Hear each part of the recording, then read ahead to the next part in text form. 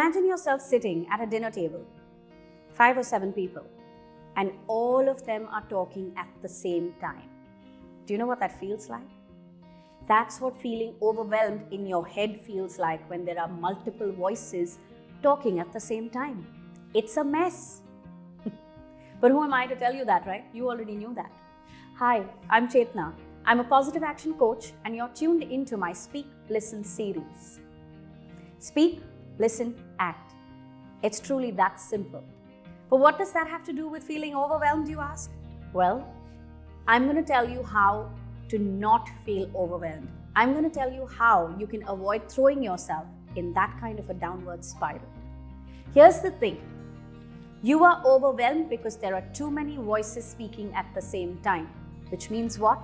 You cannot understand. There's no space for comprehension. Well, first things first. Let's start turning the volume down. Yes, the volume of judgment, the volume of doubt, the volume of your negative self-talk. Turn it down. Secondly, focus on the noise of judgment first. Maybe then you go to self-doubt. Maybe then you go to the negative self-talk. Whatever you do, address each kind of noise separately. Don't try to deal with it all together. That's when you will feel overwhelmed. I'll give you a simple example. If you have too many tasks on your hand, what do? You create a to-do list. Yes, I know that you may not get everything done on that to-do list. But once you make a to-do list, what happens? Something within you just eases. There is a sense of clarity, right? Well, there's your truth. The counter to feeling overwhelmed is clarity. The reason why you are overwhelmed and the way to counter it is not to silence everything, but to gradually take yourself towards clarity. Well, how do you take yourself towards clarity?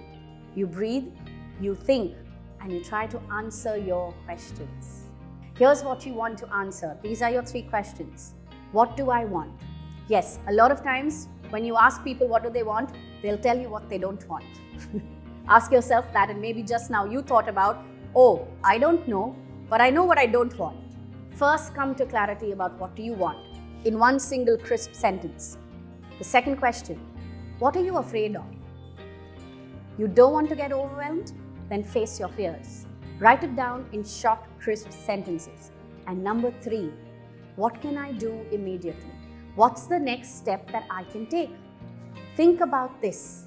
Answer these 3 questions and you will take yourself towards clarity. Move towards clarity and you will no longer feel overwhelmed. Like I said, speak, listen, act.